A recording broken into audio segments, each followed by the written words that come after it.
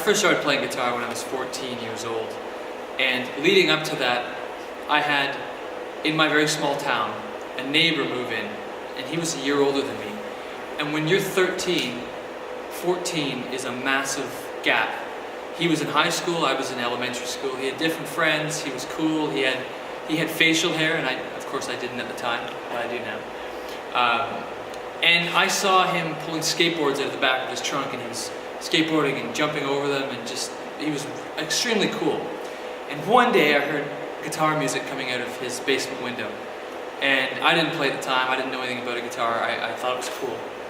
But after listening to him enough, I decided I'd go over there. I'd worked enough courage up to go over there and knock on the door and ask him if I could come down and watch him play.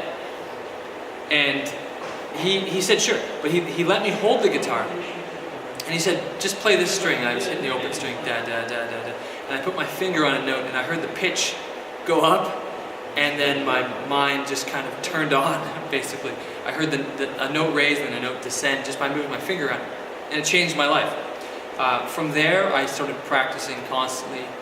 Right out of high school, I decided not to go to music school or not to go to college. I just started teaching guitar. And then I was asked to join bands. I decided to start writing more music, and release albums. And I started taking advantage of social media, which was a huge turning point for everything I was doing. And then I started touring and doing clinics and working with different music companies. And just over, the course of 10 years or so, I kind of got a feel for the industry and started to figure out how to maybe carve out my own path. But it all started with me hearing someone play guitar from a basement.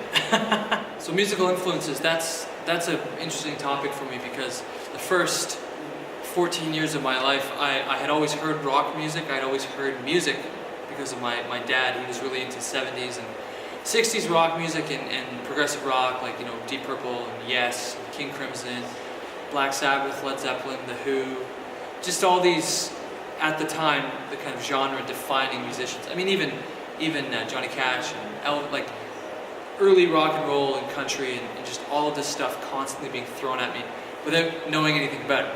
So I was kind of incubated from a very young age to like rock music without even knowing it. I remember this one time my dad, before I played guitar, he told me to come into the kitchen. He wanted to show me a song, and it was a song called "Flying in a Blue Dream" by Joe Satriani. And I heard it, and I thought, why would you show me this? It's terrible. Where's the vocals? And of course now that has changed completely. But at the time I just didn't get it. So I had all this kind of background knowledge of rock music. And then eventually I got into playing guitar, and I was listening to stuff that was on the radio at the time, like Weezer or Metallica, Nirvana. And then I slowly got into more guitar-specific stuff. I heard a lot of Eddie Van Halen's guitar playing. I heard Stevie Ray Vaughan playing Scuttlebutt. That changed my mind about blues. I heard Jeff Beck play, and it changed my mind about what you can do with the guitar. And then finally, when I was about 15, I heard Yngwie Malmsteen play guitar, and that changed a lot. After that, I kind of really threw myself into the guitar, but I found it wasn't quite enough for me from a compositional standpoint. I found these guys usually use the same type of harmony over and over again, and I wanted to hear something different. So I got into a lot of classical music like Beethoven, Chopin, Liszt, Ravel, Rachmaninoff, and then I started listening to a lot of film composers like Max Steiner. I really like Bernard Herrmann, of course, who did all the Alfred Hitchcock music. Just a lot of kind of golden age cinema, film composers. And then even things like, as a kid playing video games, hearing the music, like Nobuo Uematsu was a big Japanese one that I liked. And all that stuff kind of, at some point, combined into just a big cluster filtered through the sensibility of a rock guitar player. And you're left with this guy who likes playing guitar, but also likes melody and harmony and drama. So that's kind of my influence. So here we have not just a guitar to me, but something that's extremely, profoundly special to me and a big achievement for me. This is my signature model. This is my second signature model with Schecter from the Custom Shop in Sun Valley. The creatively titled Nick Johnston traditional. Basically, Schecter was originally a parts replacement company and more of a high-end kind of guitar maker in the 70s.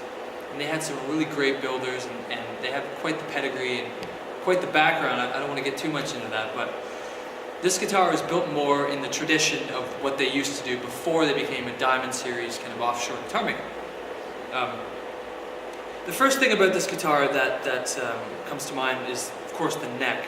The first time I went to the custom shop, I was lucky enough where they were interested in just kind of saying, what do you want to build? What would be a cool, just one-off piece that you can take home with you one day?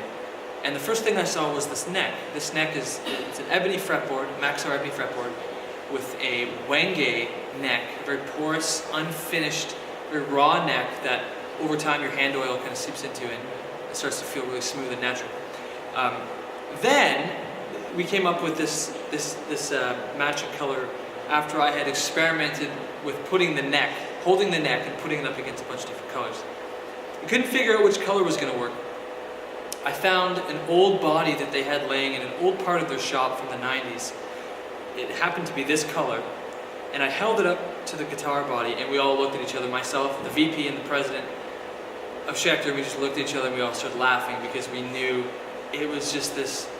There was something so cool about the look of this guitar. Like, it's kind of vintage meets this modern approach to something that's timeless.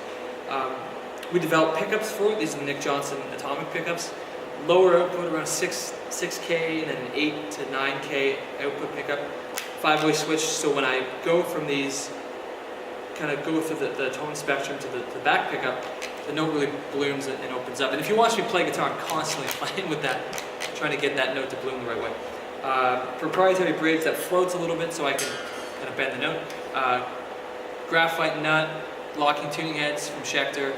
My logo is kind of engraved in the back with a laser. 14-inch radius, 25.5-inch scale. I use D'Addario Balance Tension NYXL 10s on here. And I mean, it's just such an amazing, I love it. So yeah, that's my main guitar. I take one guitar with me on the road, and here it is. So amplifier, yes, my amplifier at the moment. I'm using the new TC50 head or combo from Mesa Boogie. It's kind of the first amp I personally have really spent time with Mesa. In the past, with a lot of their stuff, I've always been kind of nervous and a little bit scared because I personally don't like spending too much time shaping a tone. I kind of like to just plug in and maybe spend a second or two and get a good tone. This is the first amp that I've experienced with Mesa that has been that type of process. It's a very modern sound. I've been mainly using the second channel. It's got just the right amount of gain, just the right amount of that kind of upper harmonic register that I really like. The note really has a certain percussiveness to it, and it blooms a certain way, especially with these pickups. And I've been touring around Germany with the amp, and you know, every single day, same consistent tone. Feels great, always fun to play. Just plug straight into it, nothing else. Really simple.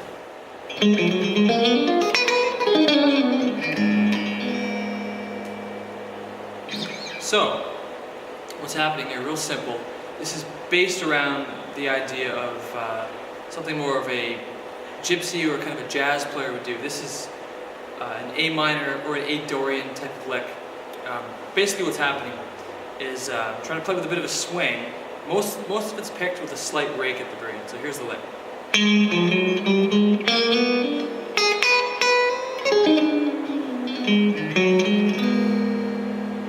Real simple. So basically the shape it's based on is that note, but I'm playing it up here. The F sharp there.